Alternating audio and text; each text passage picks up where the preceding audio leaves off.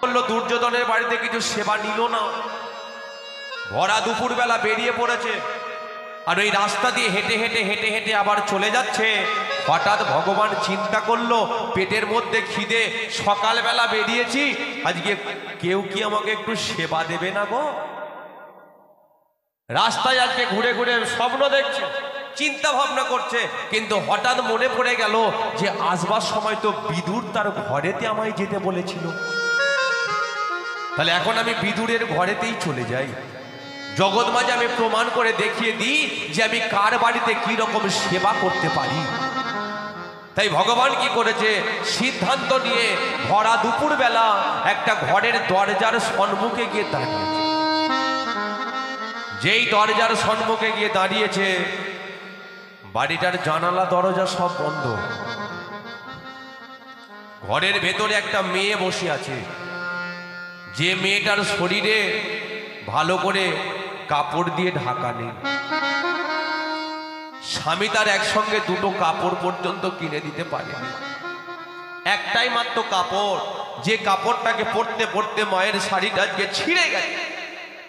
সেই কাপড়টাকে পরে মা আমার স্নান করে, বাইরে শুকনো করতে মিলে দিয়ে মান সম্মানটাকে রাখবে বলে ঘরের জানালা দরজা বন্ধ করে মা আমার ঘরের ভেতরে চুপ করে বসে থাকে। এমন অবস্থায় ভগবান শ্রীকৃষ্ণ দরজার সম্মুখে দাঁড়িয়ে ধাক্কা মারছে, ঘরের ভেতরে কেউ আছিস রে মা? দরজাটা একবার খুলে দে না, বড় খিদে পেয়েছে আমার, একবার দরজাটা খুলে দে না। হঠাৎ ঘরের ভেতর থেকে একটা মেয়ের শব্দ পাওয়া গেল, যে মেয়েটার অন্য কেউ নয়, যিনি হলেন বিদুরের স্ত্রী পরাশরী। হঠাৎ বলে উঠল, কে তুই? কেন আমার দরজার সামনে এসে দাঁড়িয়েছিস? তুই কি জানিস না আমার ঘরেতে এক মুঠো চাল বলে কিছু থাকে না? আমার স্বামীটা প্রতিটা দিন ভোরের বেলা বেরিয়ে যায়, কখন যে মাদক কুড়িয়ে করে ঘরেতে আনবে, সেই জন্য আমি আজকে পথ চেয়ে বসে থাকি। দুমুঠো চাল ফুটি আগে গোবিন্দকে সেবা দিয়ে তবে আমরা সেবা পাই। কিন্তু আমার স্বামীটা তো এখনো পর্যন্ত ঘরেতে ফিরলো না। তাছাড়া এই মুহূর্তে আমি দরজাখানা খুলতে পারবো না। তুই যেই হোস না কেন, আমার দরজার সম্মুখ থেকে কোথাও চলে যা।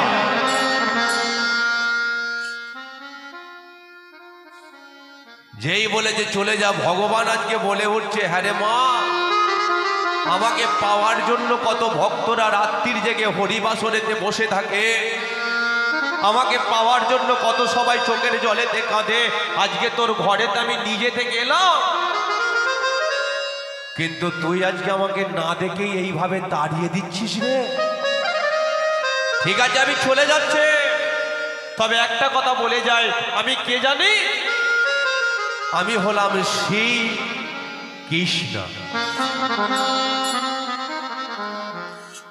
যেই আজকে কৃষ্ণ নামটা মায়ের আজকে কানেতে পৌঁছে গেল, মা আজকে চিন্তা করছে, দরজার সম্মুখে ভগবান এসে দাঁড়িয়েছে গো। মা কি করেছে, ভগবানকে দর্শন করবে বলে কোন রকমে একটা ছেঁড়া বস্ত্র শরীরে জড়িয়ে নিয়ে যেই ছুটে গিয়ে দরজাখানা খুলেছে, দেখতে পাচ্ছে ভগবান আর নাই, ভগবান তখন চলে গেছে। মা আজকে চিৎকার করে ডেকে উঠেছে, কৃষ্ণ রে।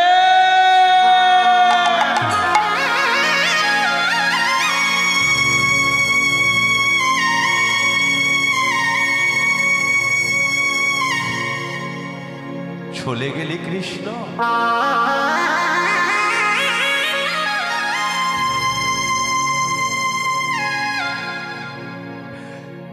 তুই আজকে আমার বাড়িতে এলি, তোর এত দয়া, তোর এত মায়া, যে আমার মতো একটা ভিখারির বাড়িতে এলি কৃষ্ণ। একটা কথা বলবো বাবা, তুই যদি প্রকৃত ভগবানই হয়ে থাকে, প্রকৃতই তুই যদি আমাকে মা বলে ডেকে থাকিস, এই আমি দরজার সম্মুখে দাঁড়ালাম, যতক্ষণ না পর্যন্ত তুই আমার সামনে দাঁড়িয়ে আমায় মা বলে ডাকবি, ততক্ষণ পর্যন্ত চোখ আমি খুলব। মা আজকে চোখের জলেতে দাঁড়িয়ে দাঁড়িয়ে কাঁদছে। কিন্তু কথায় আছে, ভক্তি যার ভগবান তার, ভক্তি নেই যার ভগবানও নেই।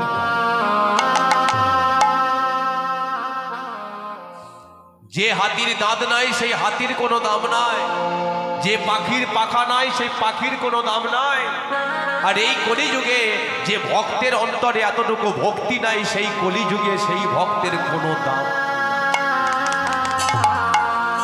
মা আজকে চোখের জলেতে কাঁদছে, ভগবানকে দেখতে পাচ্ছে না বলে, কিন্তু ভগবান তো ভক্তের চোখের জল সইতে পারছে না।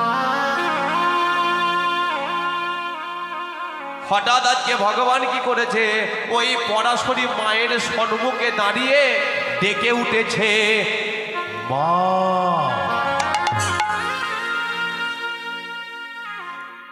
যেই মা ডাকটা শুনতে পেয়েছে, পরাশরী মা আমার চোখ দুটো খুলেই দেখতে পাচ্ছে সম্মুখে দাঁড়িয়ে আছে মুরলী হাতে ভগবান শ্রী কৃষ্ণ।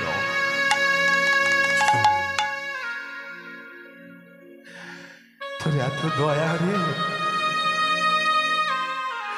তুই একটা আমার মতো ভিখারির বাড়িতে এলি কৃষ্ণ। আমার বাড়িতে তো এক মুঠো চাল বলে নেই। দুদিন আমরা সেবা করলে 5 দিন সেবা করতে পারি না। স্বামীটা ভিক্ষে করতে যায়, যদি ভিক্ষে কিছু পায় তবে আমরা সেবা পাই, ভগবানকে সেবা দে। কিন্তু আজকে তুই আমার মতো একটা ভিখারির বাড়িতে এলি কৃষ্ণ। ভগবান বলে উঠল, এই মা চোখের জলটা মোছ। তুই কাঁদছিস কেন? আমি তো তোর কাছে এসেছি, তোর চোখে জল দেখলে যে আমার চোখে জল চলে আসে। তুই আজকে কাঁদিস না, চ আমাকে ঘরে নিয়ে চ। তোর ঘরে যেটা আছে সেটা দিয়েই আমাকে সেবা দিবি, চ।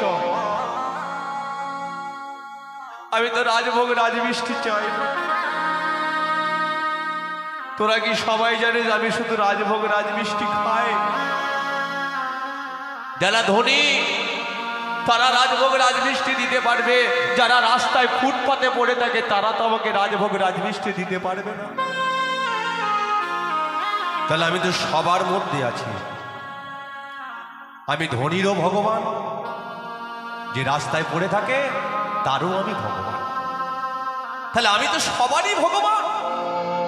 তাহলে আমি তো আজকে কোনোদিন দেখি না যে এ আজকে এটা দেবে ওটা দেবে। আমি ওটা চাই না, আমি শুধু একটা জিনিস চাই, ভক্তি আর চোখের জল। তোর আজকে অন্তরে এত ভক্তি, চ ঘরে চ। মা কি করেছে, কৃষ্ণের হাতটা ধরে ঘরে নিয়ে গেছে। আর ওই ঘরেতে নিয়ে গিয়ে ভগবানকে একটা জায়গাতে বসিয়ে দিয়েছে। মা বলে, বাবা একটু বস, আমি দেখি আমার ঘরে কি খাবার আছে। মা আজকে রান্নাঘরে ঢুকেছে, আর ওই রান্নাঘরে ঢুকে ভগবানকে সেবা দেবে বলে হাঁড়ি কলসি নেড়ে নেড়ে দেখছে, এক মুঠো চাল পর্যন্ত নেই।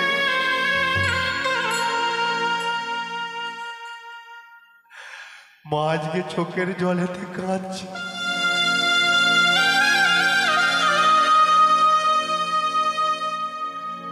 যাকে সেবা দেওয়ার জন্য সবাই পাগল হয়ে যায়, সে আজকে আমার ঘরেতে এলো, আমি তাকে সেবা দিতে পারবো না, ঘরে আবার এক মুঠো চাল বলে নেই। পরাশরী মা রান্নাঘরের ভেতরে বসে বসে কাঁদছে, কিন্তু অন্তর্যামী ভগবান শ্রীকৃষ্ণ সে আজকে বুঝতে পেরে হঠাৎ ডেকে উঠেছে, মারে তুই আর ঘরের ভেতরে বসে বসে কাঁদিস না রে, আয় আমার কাছে আয়। মা কি করেছে, ভগবানের কাছে এসে দাঁড়িয়েছে।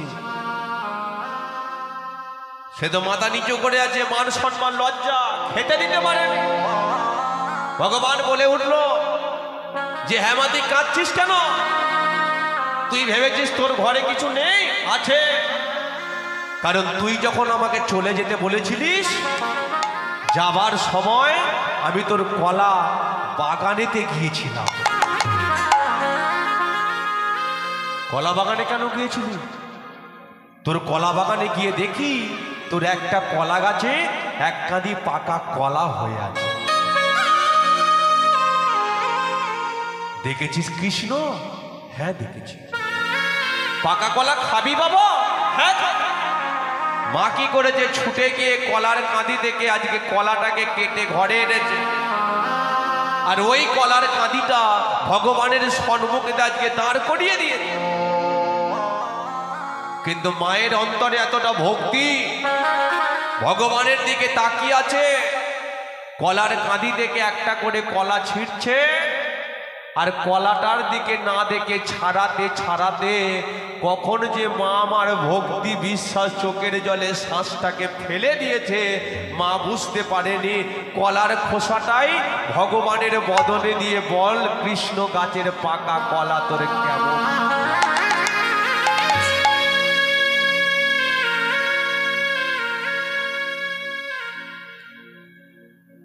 মায়ের আজকে ছেলেদেরকে খাওয়ান তো, ছেলেটা যদি না খায় মায়েরা কি বলে? বাবা একটু চিনি দিচ্ছি, ভাতটা খেয়ে নে। বাবা একটু সন্দেশ দিচ্ছি, বাতাসা দিচ্ছি, দুধ দিচ্ছি, ভাতটা খেয়ে নে। যাতে মায়ের ছেলেটা ভাত খায়। কিন্তু ওই ছেলেটা যখন খাবার পরে আবার যখন বলে মা আর একটু আমাকে দাও না, বড় ভালো লাগছে। মায়েরা কি করে? যেটা উপদিষ্ট মায়ের জন্য রেখেছিল সেটা মায়ের জন্য রাখে না, সেই মায়ের খাবার ছেলেকে পেট ভরে খায়। যেই কৃষ্ণ বলে উঠেছে হ্যাঁ বড় ভালো লাগে, মা যেই বলেছে আর একটা দেব, কৃষ্ণ বলে দে, আর একটা দে। ভগবান আজকে ভক্তকে পরীক্ষা করতে দেখুন, এদের অন্তরে এত ভক্তি, এদের চোখে দিয়ে এত জল গো।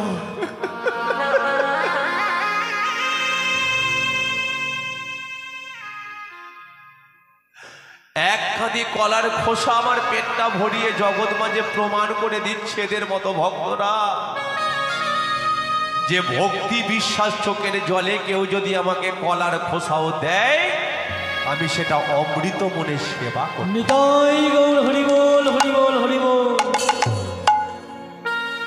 তিন যুগে আমি ভগবান হয়েছি, এদের মতো ভক্ত আমি হতে পারিনি।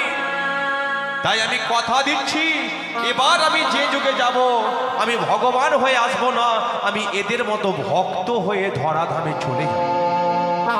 তাই দেখো ভগবান কৃষ্ণ কলিযুগে গৌর হয়ে চলে এলো, নদিয়া নবদ্বীপের মাটিতে চরণতালে ধুলোতে গড়াগড়ি দিল। ভক্তরা যেমন কণ্ঠের মধ্যে তুলসীর মালা পরে থাকে, আমার গৌরাঙ্গ মহাপ্রভু তিনিও কণ্ঠের মধ্যে তুলসীর মালা পরে আছে। তাহলে প্রকৃত বৈষ্ণবকে যদি একবার আশ্রয় করা যায় ভগবান শ্রীকৃষ্ণ বড় সন্তুষ্ট হয়ে যায়। তাহলে প্রকৃত বৈষ্ণবের আজকে ধর্ম কি? একমাত্র ক্ষমা। তদ্রূপ আজকে ত্রিপুরাসুর মাটিতে পড়ে আছে, এদিকে ভোলানাথ কি করছে? সে তো বৈষ্ণব, ত্রিপুরাসুরের গায়েতে একটা আঁচড় কাটছে না, ফিরে আসছে তার কৈলাসের দিকে। সত্যম শিবম সুন্দর, সত্যম শিবম সুন্দর, শিবম সুন্দর, সত্যম শিবম সুন্দর, সত্যম শিবম সুন্দর,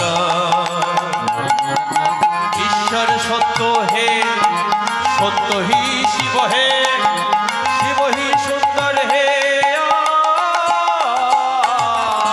সত্যম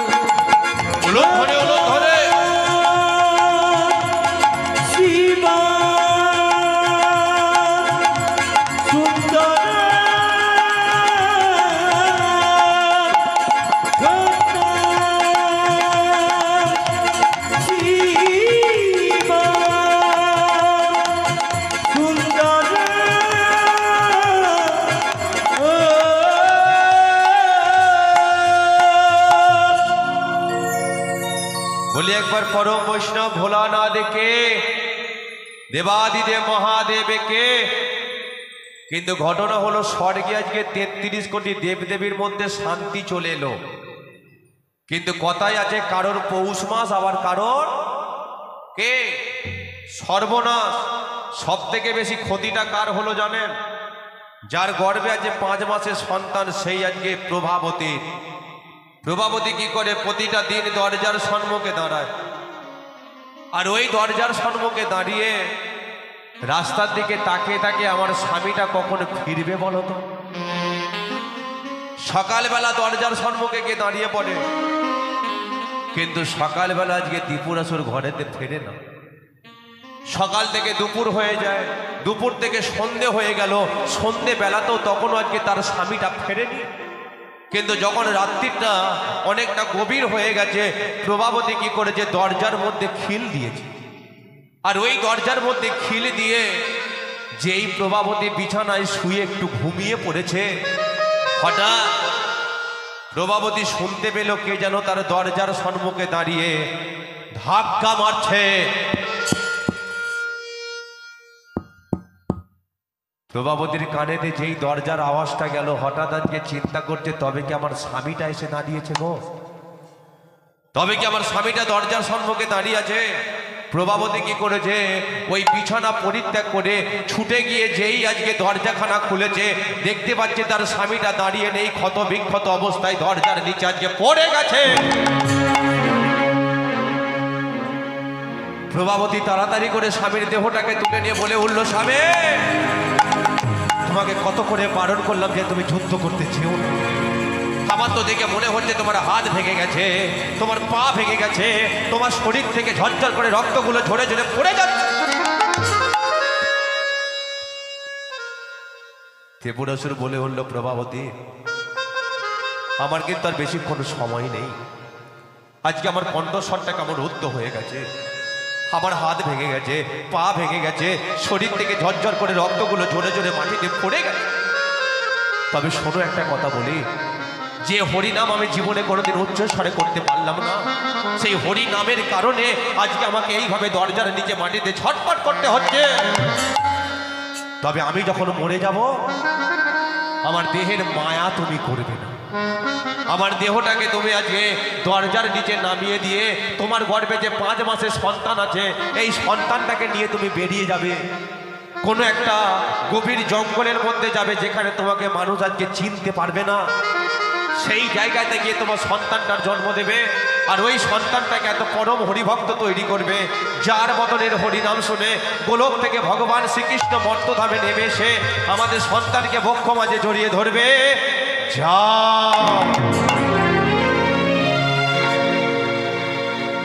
কি চেয়েছি আর কি যে পেলাম, আধারেতে ঢেকে গেল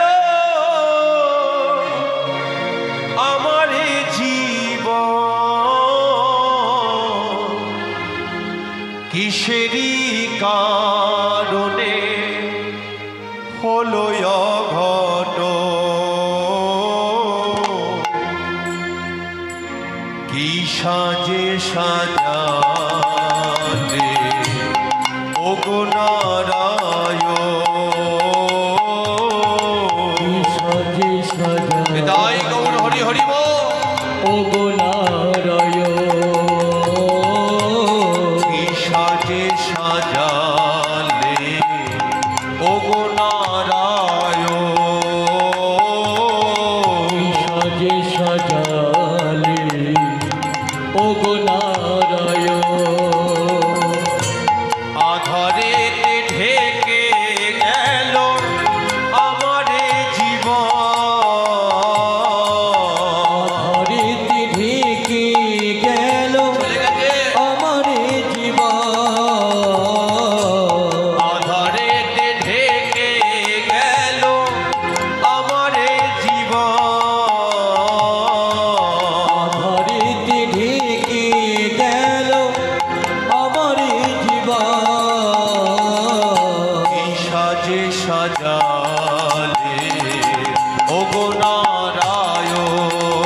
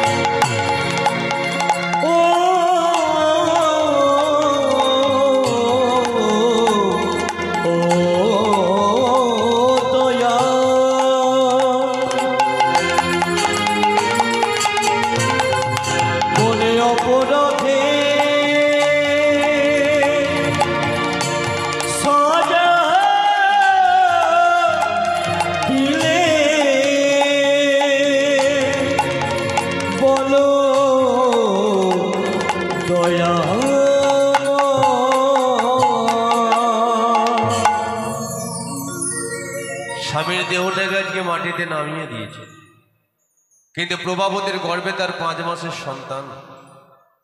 আজকে কথায় আছে যে মেয়েদের আজকে মাথার ওপর থেকে স্বামীটা যদি চলে যায় যেন মনে হয় মাথার ওপর থেকে ছাদটা আজকে সরে গেছে। যে মেয়েরা আজকে স্বামী যদি পাশে থাকে কোনো বিপদকে বিপদ বলে সে মনে করে না, স্বামীটা চলে গেলে হাতের শাঁখা ভেঙে যায়, মাথা সিঁদুরটাকে মুছে ফেলতে, যার সাজ হয় একমাত্র বিধবা। আর ওই বিধবা সাজে প্রভাবতী চিন্তা করছে এবার আমি কোথায় যাব বলো। স্বামীটা তো আজকে চলে গেল, কিন্তু গর্ভে আমার 5 মাসের সন্তান, এই সন্তানটাকে কোথায় কি আমি জন্ম দেব? আমার তো পাশে আর কেউ থাকলো না, তাহলে সন্তানটাকে আমি জন্ম দেব কি করে? তদ্র আজকে প্রভাবতী ভেবে নিল যে আমার কপালে যেটা লেখা আছে সেটাই হবে। স্বামীর দেহটাকে মাটিতে নামিয়ে দিয়েছে, আর ওই স্বামীর দেহটাকে মাটিতে নামিয়ে দিয়ে এবার 3টে দিন শুধু পথ চলেছে, পায়ের মধ্যে কত কাঁটা ফুটে গেছে সেদিকে লক্ষ্য নেই। পায়ের মধ্যে কাঁটা ফুটে রক্ত ঝরে ঝরে মাটিতে পড়ে রাস্তার মাটিগুলো কাদা হয়ে গেছে সেদিকে লক্ষ্য নেই। শাড়ির আঁচলটা কাঁটা গাছে লেগে ছিঁড়তে ছিঁড়তে কেমন ছোট হয়ে গেছে সেদিকে লক্ষ্য নেই। শুধু একটাই চিন্তা করছে যে আমার পেটের ছেলেটা ভালো আছে তো।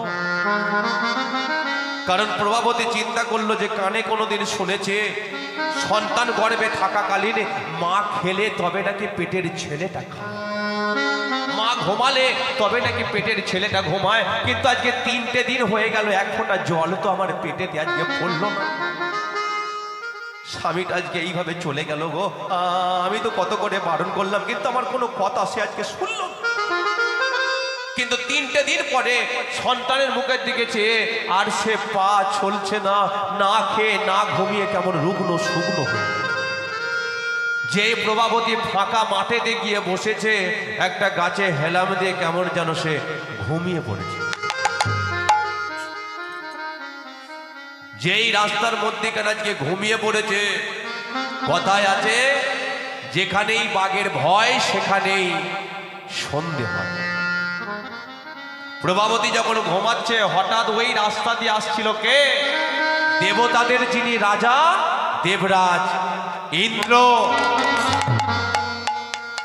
নারী লোভে উর্বশী মেনকার যিনি শুধু নৃত্য দেখতে থাকে। মেয়েদের শরীরে চোখ যাওয়া মাত্রই যার লোভে লালসাগুলো বেড়ে যায়, সেই দেবরাজ ইন্দ্র যখন রাস্তা দিয়ে আসছে হঠাৎ আজকে লোক কে ঘুমাচ্ছে ওখানে, ওই যে দূরে কে ঘুমাচ্ছে ওকে একবার ডেকে দাও না। দেবরাজ ইন্দ্র কি করেছে, হঠাৎ যেই সামনে গিয়ে দাঁড়িয়েছে চিনতে পেরে গেছে, আরে এ তো সেই ত্রিপুরাসুরের স্ত্রী প্রভাবতী না। ও স্বামীটা মরে গেছে, তার মানে কোথায় যাবে কিছু ঠিক করতে পারছে না, পাগলির মতো রাস্তায় আজকে বেরিয়ে পড়েছে। কিন্তু হঠাৎ দেবরাজ ইন্দ্র আজকে যতই লক্ষ্য করছে প্রভাবতীর দিকে, কিছুক্ষণ পরে বুঝতে পেরে গেল যে প্রভাবতী একা নেই, ওর গর্ভে একটা বাচ্চা আছে দেখতে পাচ্ছে। দেবরাজ ইন্দ্র চিন্তা করলো যে পাপ গুণে বেটা হবে। এর বাবা কি করেছিল, আমাদের ঘরে মেরে আজকে ঘর থেকে সবাইকে বের করে দিয়েছিল।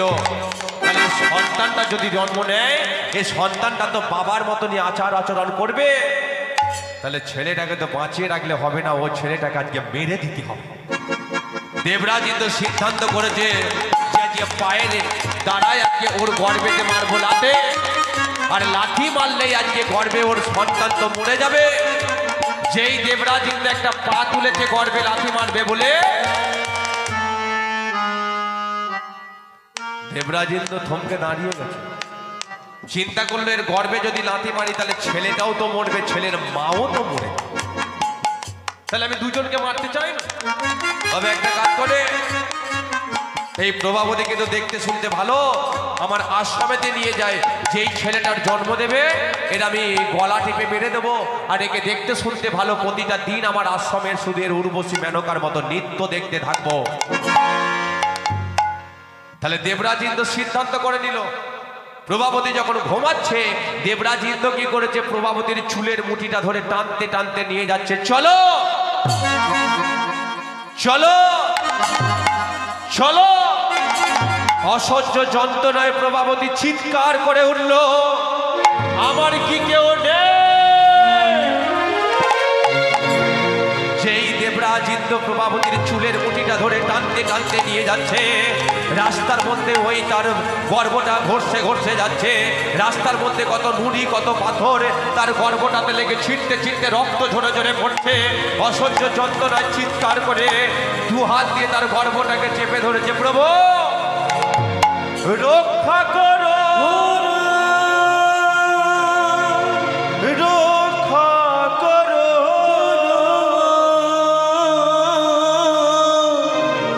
রক্ষা করো ভগবান।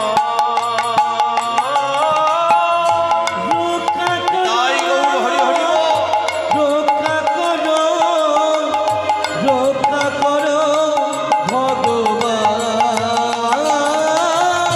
রক্ষা করো, রক্ষা করো, রক্ষা করো ভগবান। রক্ষা করো, বড় যন্ত্রণা। রক্ষা করো, রক্ষা করো ভগবান। তিলকতরণ বিপদ ভঞ্জন, তুমি যে দেব নারায়ণ। তিলকতরো সেটা তবে বিপদ ভঞ্জন, একবার এসো। তুমি যে দেব নারায়ণ। তিলকতরণ হরি বল, বিপদ ভঞ্জন, তুমি যে দেব নারায়ণ।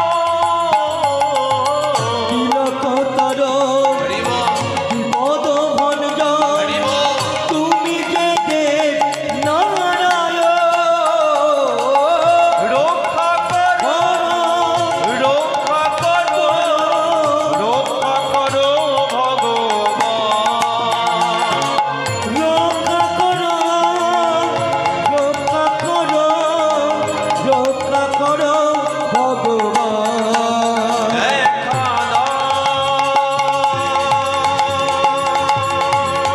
দেখা দাও। ওহে বিপদ ভঞ্জন মধুসূদন। হরি বল, হরি বল।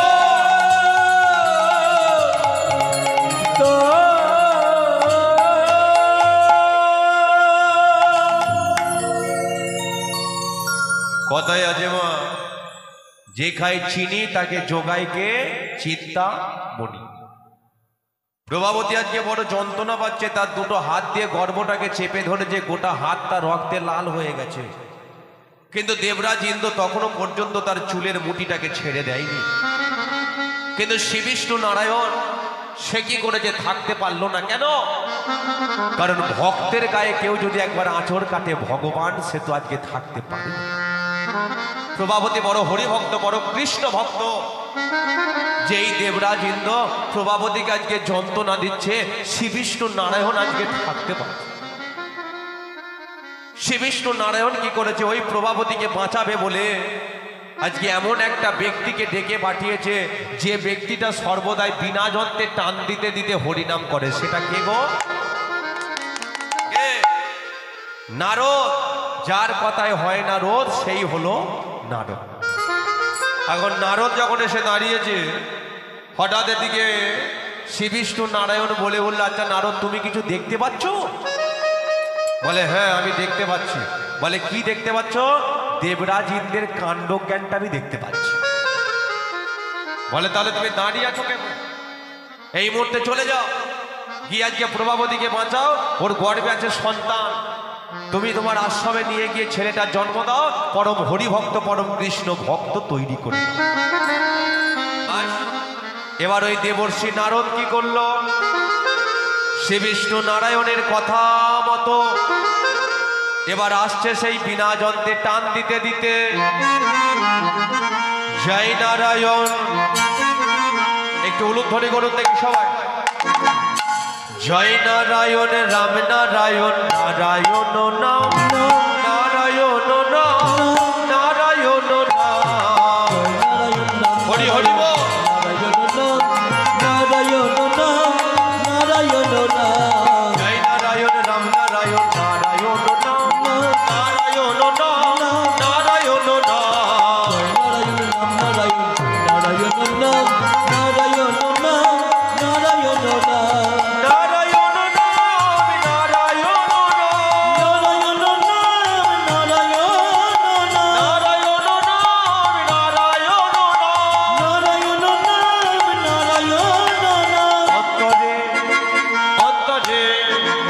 অন্তরে সর্বদাই বলে হরে কৃষ্ণ নাম, হরে কৃষ্ণ নাম, হরে কৃষ্ণ নাম। অন্তরে সর্বদাই বলো হরে কৃষ্ণ নাম, হরে কৃষ্ণ নাম, হরে কৃষ্ণ নাম। অন্তরে সর্বদাই বলে হরে কৃষ্ণ নাম, হরে কৃষ্ণ নাম, হরে কৃষ্ণ নাম। অন্তরে সর্বদাই বলো হরে কৃষ্ণ নাম, হরে কৃষ্ণ নাম, হরে কৃষ্ণ নাম। নারায়ণ নাম, নারায়ণ নাম, নারায়ণ নাম। নারায়ণ নাম, হরি হরি বল। নারায়ণ নাম, নারায়ণ নাম, নারায়ণ নাম, নারায়ণ নাম। নারায়ণ নাম, নারায়ণ নাম, নারায়ণ নাম।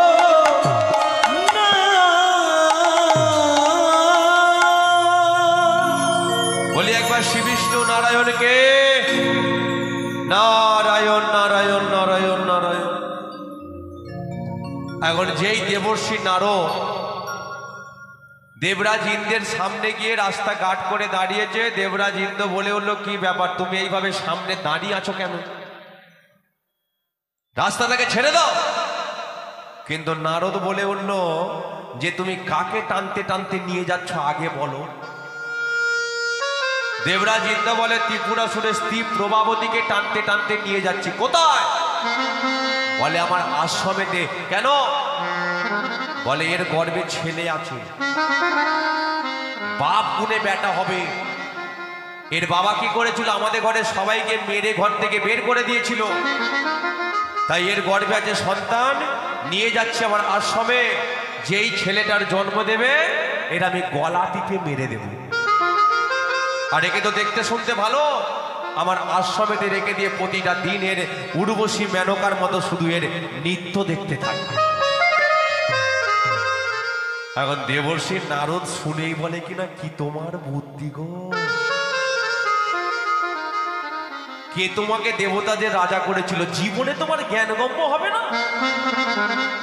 একটা মা কষ্ট করে সন্তানের জন্ম দেবে আর তুমি তার গলা টিপে মেরে দেবে। তবে একটা কথা বলে দিচ্ছে, আজকে তুমি যাকে টানতে টানতে নিয়ে যাচ্ছ সে কে জানো? সে হলো পরম হরিভক্ত, পরম কৃষ্ণ ভক্ত। এখন বলার সাথে সাথে দেবরাজ ইন্দ্র কি করে যে প্রভাবতীর চুলের মুটিটাকে ছেড়ে। হ্যাঁ, এটাই হয়। হরিনামকে যারা ভালোবাসে না ৩৩ কোটি দেবদেবী তাদেরকে ভালোবাসে না। আর হরিনামকে যারা ভালোবাসে ৩৩ কোটি দেবদেবী তাদেরকে বড় ভালোবাসে। এখন যেই বলে যে হরিভক্ত কৃষ্ণ ভক্ত, দেবরাজ ইন্দ্র কি করেছে? প্রভাবতীর চুলের মুঠিটাকে ছেড়ে দিয়ে সরে দাঁড়িয়েছে। যেই সরে গিয়ে দাঁড়িয়ে পড়েছে, প্রভাবতী বলে উঠল নারদকে, কে তুমি গো? কেন এখানে এসে দাঁড়িয়ে? নারদ বলে উঠল, আমার নাম তো দেবর্ষি নারদ। প্রভাবতী বলে, ও তুমি তো দরদি নেতা, কেন আজকে শেষ মুহূর্তে এসে দাঁড়ালে? বলে আমি এসেছি একটাই কারণ। কারণটা হলো এটাই যে তোমার গর্ভে আছে সন্তান।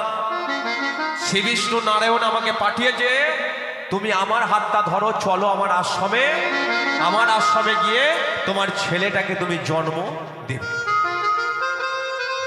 এখন যেই বলে যে জন্ম দেবে, প্রভাবতী বলে বলল যে আমি জানি আমার ছেলেটা তো আজকে মরে গেছে।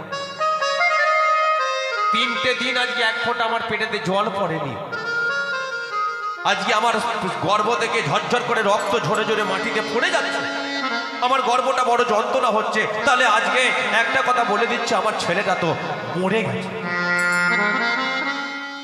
দেবর্ষি নারদ বলে উঠল, তোমার ছেলেটা যদি মরে যায়, আমি কথা দিচ্ছি তোমার মরা ছেলেকে বাঁচিয়ে তোমার কাছে আমি ফিরি।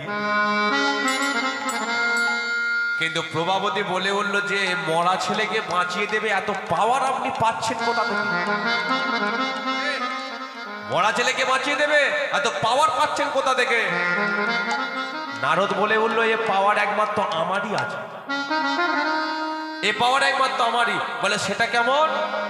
না 33 কোটি দেবদেবী সবাই যদি 220 হয়, আমি 440 হাই ভোল্টেজ। বলে সেটা তো বুঝতে পারলাম না। বলে 33 কোটি দেবদেবী সবাই হলো দেবতা, আর আমি আগে দেবতা, তারপরে ঋষি, দেবর্ষি নারদ। এবার বলো আমার পাওয়ার কতটা? প্রভাবতী চিন্তা করলো হাত যদি ধরতে হয় তাহলে এর হাতটাকেই ধরবো, কারণ এর হাতটা ধরলেই আমার সন্তান ফিরে ব্যাস।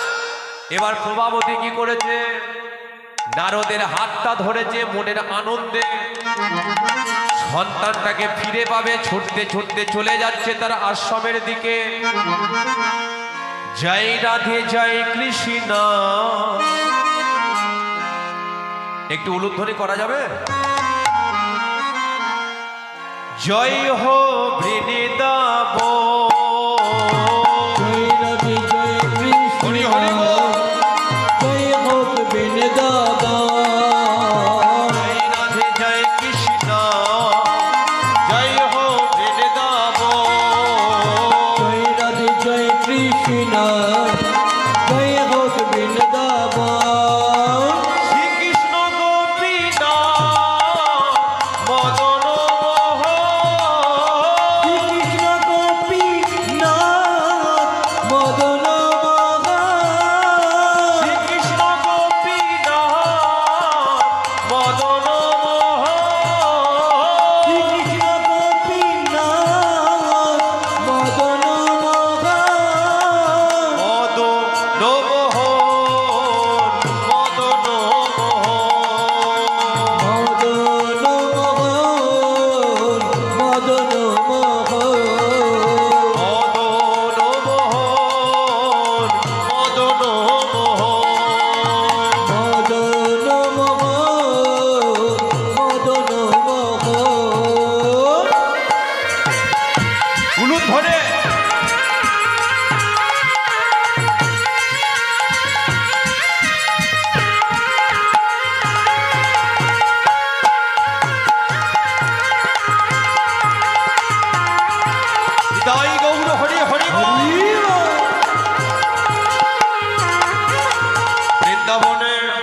বৃন্দাবনে বৃন্দাবনে বৃন্দাবনে বৃন্দাবনে। আচ্ছা আচ্ছা আচ্ছা, একটা কথা বলি, মায়াপুর নবদ্বীপ গেলে কি বলে, কি বলে? জয় নিতাই। তাহলে বৃন্দাবনে গেলে কি বলে? রাধে রাধে। সবই তো জানেন, শুধু একটু ধরিয়ে দিলেই হবে। তাহলে একটু বদনে বলা যাবে? বৃন্দাবনে বৃন্দাবনে বৃন্দাবনে, तीरोधाम में, तीरवती में, शिशी घाट में, नंदकुंज में, गोपीगांव में। सामने बोलो, पिछने बोलो, दाएं बोलो, बाएं बोलो, सबाई बोलो, आबार बोलो, देवाई बोलो, से बोलो, आठ से बोलो, आप से बोलो, काका बोलो, काकी बोलो, भाई बोलो, बहना बोलो, हाथ उठा के बोलो। রাধে রাধে।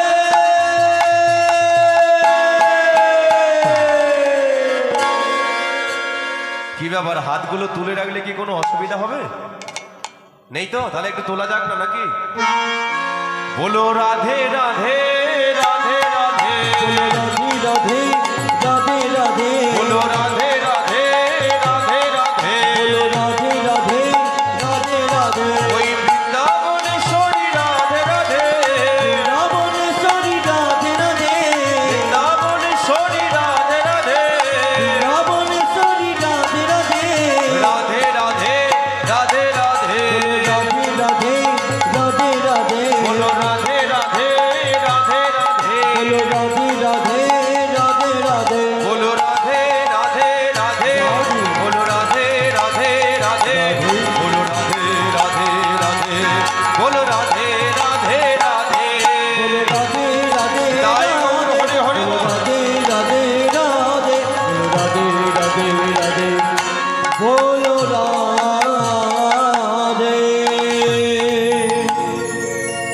বলে একবার ভগবান কৃষ্ণচন্দ্রকে, রাধা মাধবকে, এদিকের হলোটাকে, না না এদিক মানে কোন দিক? ঘটনা হচ্ছে একেই তো দেখতে পাচ্ছেন শরীরের কি অবস্থা, মানে কি বলা যায়, তাল পাতার সেপাই। তার উপরে যদি এত দুটো বড় বড় মালা দেয়া হয় আর রাখা যাবে? তাই না?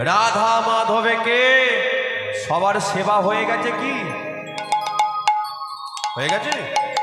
ও শুধু আমরাই বাকি আছি। আচ্ছা কাদের কাদের হয়ে গেছে একবার হাত তুলুন দেখি।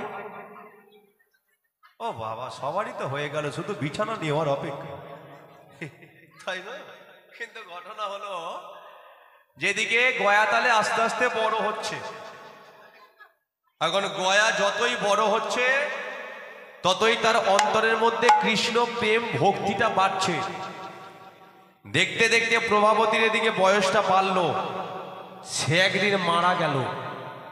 নারদ কি করলো, তার আশ্রমের দায়িত্ব গয়াকে দিল। এবার নারদ অন্য আশ্রমেতে চলে গেল, কিন্তু গয়া এদিকে চিন্তা করছে যে জন্মের পর থেকে যে ভগবানকে দেখে আসছি এ তো অচল ভগবান, এর হাত আছে, কোনোদিন হাতে তুলে সেবা করতে দেখলাম।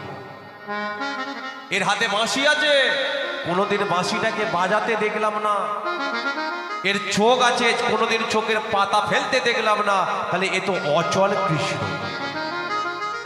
তাহলে আমি এই অচল কৃষ্ণকে দেখতে চাই না, আমি সেই সচল কৃষ্ণকে দেখতে চাই, যার হাত আছে হাত নড়ে, যার চোখ আছে চোখের পাতা পড়ে, যাকে সেবা দিলে সে নিজে হাতে তুলে কে খায়। তো এখন এদিকে গয়া ঠিক করছে যে আমি সেই সচল ভগবানকে দেখব। তাহলে সচল ভগবানকে দেখবে বলে গয়া কি করেছে, তার ঘর বাড়ি ফেলে রেখে সে দাঁড়িয়েছে কোথায়, যে জায়গাটার নাম আগে বলে দিয়েছিলাম গৌড়া।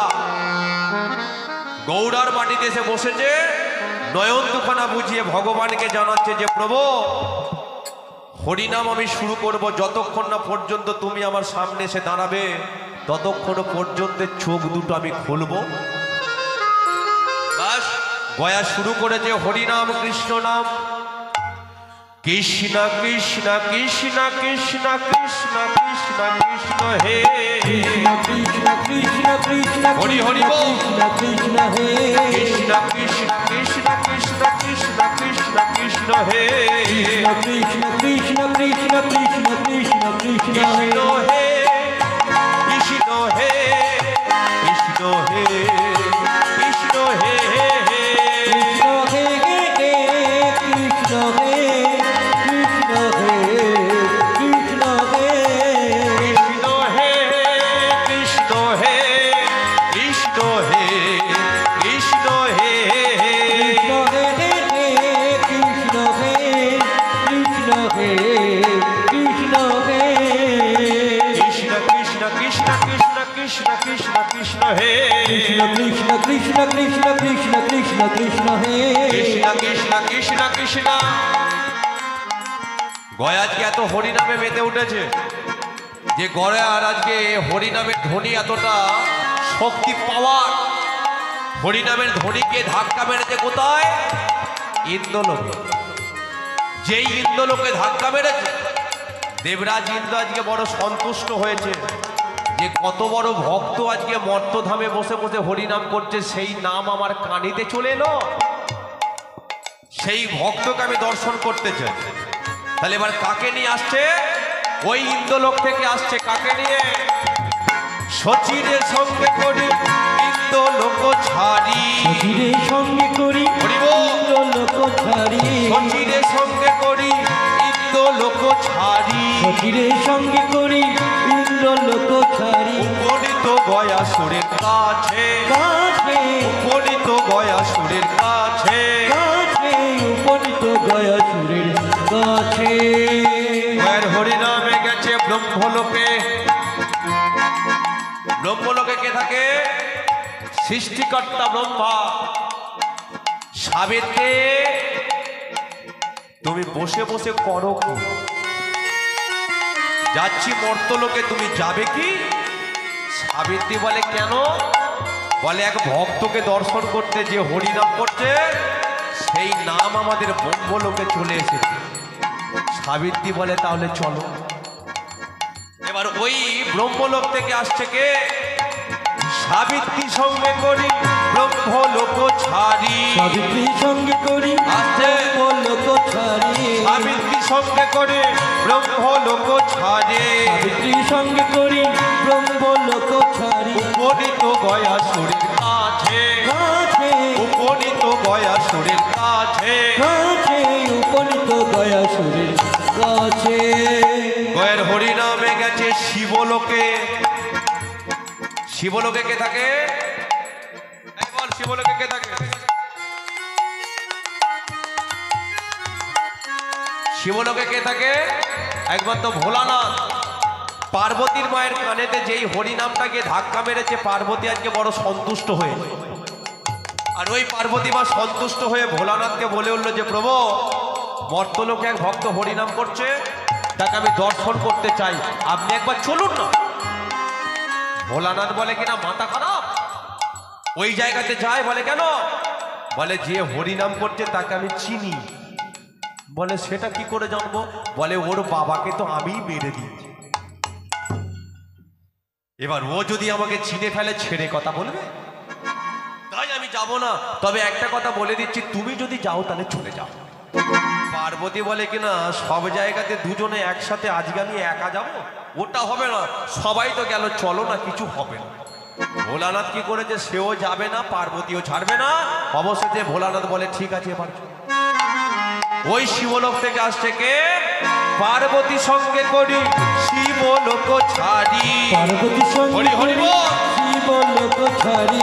পার্বতী সঙ্গে করি শিবলোক ছাড়ি। পার্বতী সঙ্গে করি শিবলোক ছাড়ি। উপনীত গয়াসুরের কাছে, কাছে উপনীত গয়াসুরের কাছে। কাছে উপনীত গয়াসুরের কাছে। আচ্ছা এবার আপনারা বলুন, এতক্ষণ ধরে তো শুনছেন ইন্দ্রলোক থেকে ইন্দ্র এলো, ব্রহ্মালোক থেকে ব্রহ্ম এলো, কিন্তু শিবলোক থেকে শিব এলো। আর একটা লোক আছে, সেটা কোন লোক? কোন লোক? আজ একটু ধরিয়ে দেবো। কারা কারা জমের দক্ষিণ দ্বারা যেতে চান একবার হাত তুলুন তো দেখি। যাক, মা আমার তবু হাত তুলেছে। তবে মা একটা কথা বলি, তুমি কিন্তু ঠিক কাজ করেছো, বাকিরা ভয়েতে তোলে, মানে ওরা ভেবেছে সারা জীবন বেঁচে থাকে।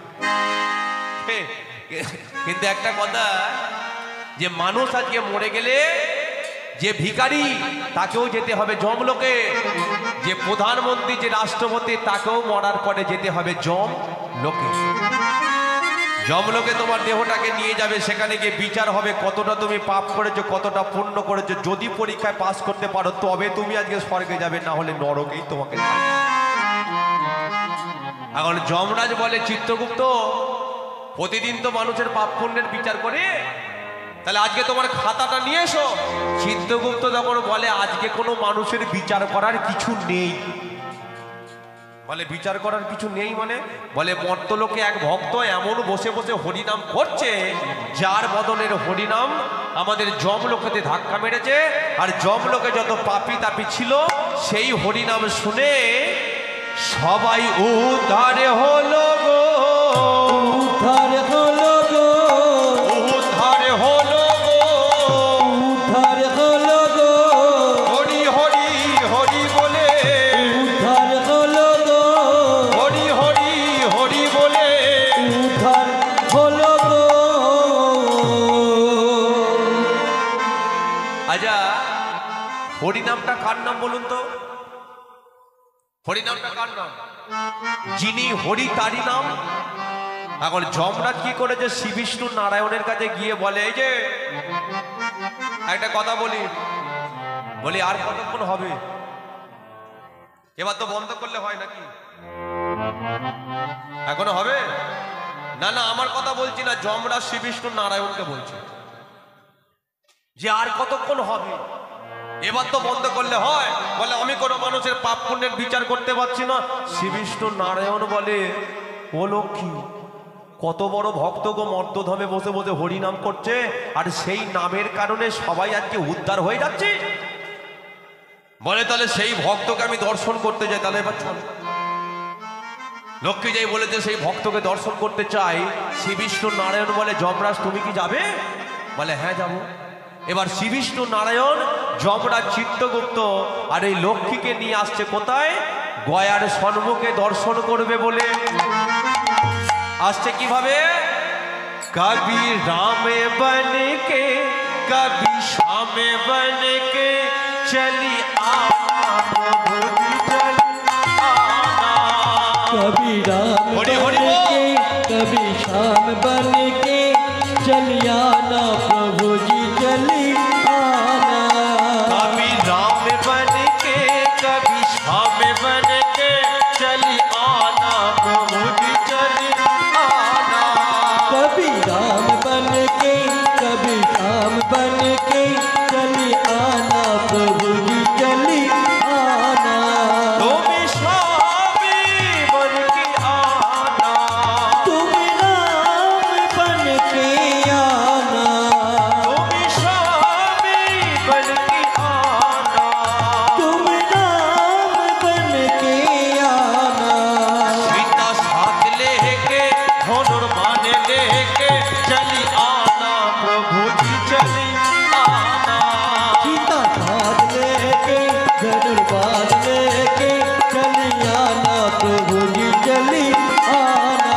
सीता साथ लेके धनुर्बाण लेके चली आना प्रभु जी चली आना। ओहो हरि बोल हरि बोल हरि बोल।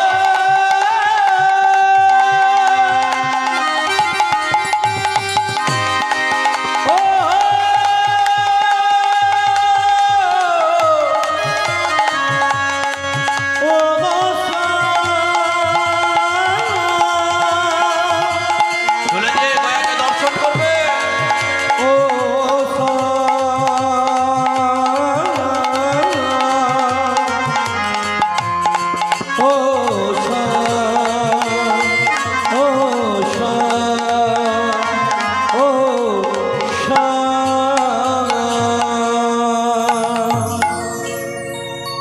শ্রী বিষ্ণু নারায়ণ যেই গয়ার সম্মুখে গিয়ে দাঁড়িয়েছে, সে দেখতে পাচ্ছে ৩৩ কোটি দেবদেবী গয়াকে ঘিরে বসে তার বদনের হরিনামকে শ্রবণ করছে।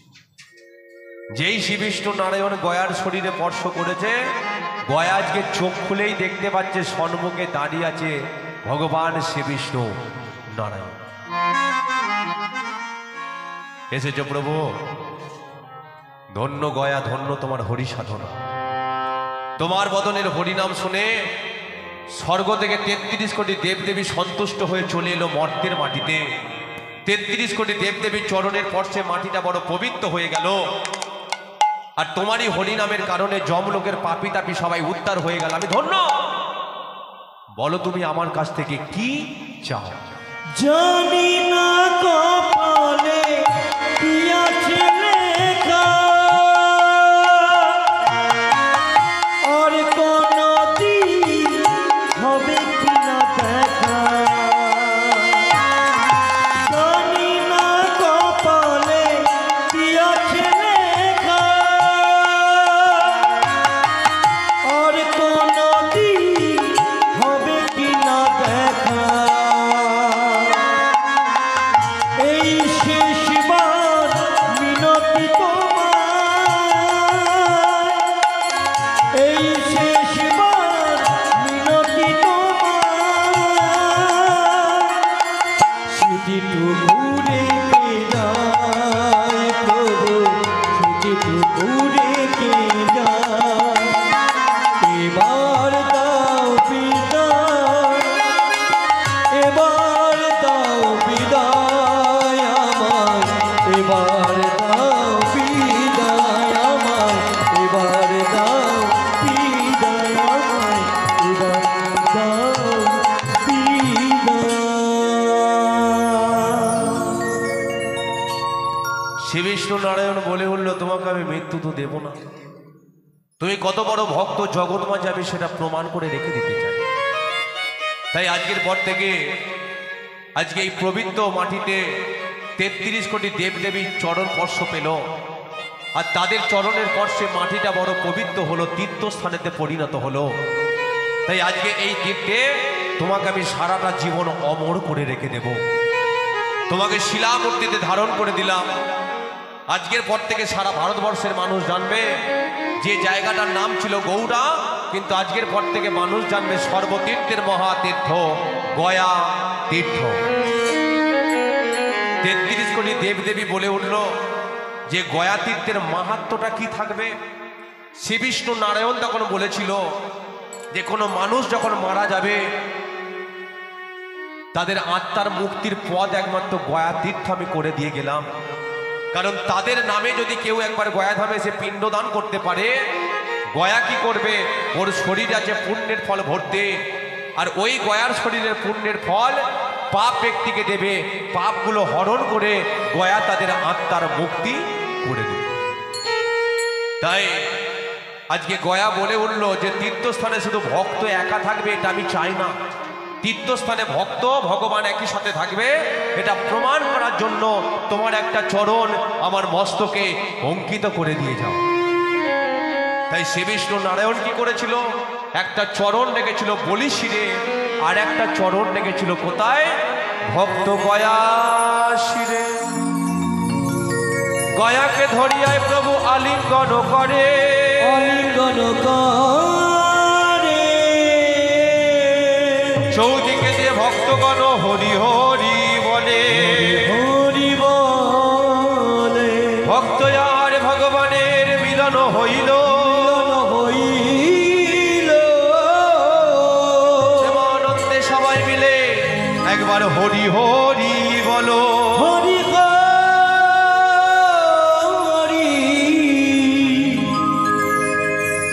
বলো।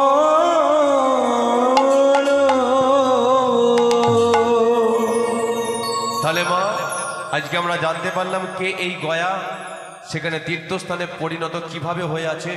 গয়ার বাবাকে, গয়ার মাকে, প্রতিটা প্রশ্নের উত্তর আমরা পেলাম। যদি আপনারা কেউ গয়াধামে যান কোনোদিন, আপনাদের সমস্ত লীলার বিষয়টা মনে পড়বে। তাই লীলাটা আমি এখানে সম্পূর্ণ করলাম। আপনারা ভালো থাকবেন, আমায় ভালো রাখবেন, একটু আশীর্বাদ করবেন। গোবিন্দ আমাকে যে পদে নিযুক্ত করেছে পদের যেন পদমর্যাদা রাখতে পারি। আর প্রত্যেকের নিমন্ত্রণ করে দিয়ে যাচ্ছি। যদি বলবেন নিমন্ত্রণটা কিসের, এটা আমি প্রতিটা হরিবাসরে নিমন্ত্রণ করে আসি। আমার বাড়িতে অঘ্রাণ মাসের 17 তারিখ অধিবাস হয়, 18 তারিখে কীর্তন হয়, সেখানে 3টে-4টে করে কীর্তনিয়া থাকে। 19 তারিখে মহাপ্রভুর সেবা, সাথে হাজার হাজার ভক্তের সেবা, ওই দিনেও কীর্তনিয়া থাকে। তাই আপনাদের প্রত্যেকের নিমন্ত্রণ। প্রতিটা হরিবাসর থেকে অনেক কমিটিরা আসে, অনেক সাধুগুরু বৈষ্ণব আপনাদের মতো ভক্তরা আসে। আর যদি এই যে আমাকে ভিক্ষেগুলো দেওয়া হয়েছে মা, কখনো ভাববেন না আপনাদের দেওয়া ভিক্ষে আমি পেটে খাই।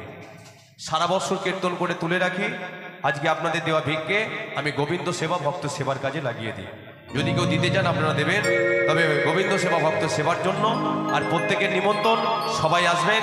এখান থেকে কোলাঘাট, কোলাঘাট থেকে উলুবেড়িয়া, উলুবেড়িয়া থেকে পূর্ব দিকে 10 কিলোমিটার বাগানটা নামক গ্রামে আমার বাড়ি।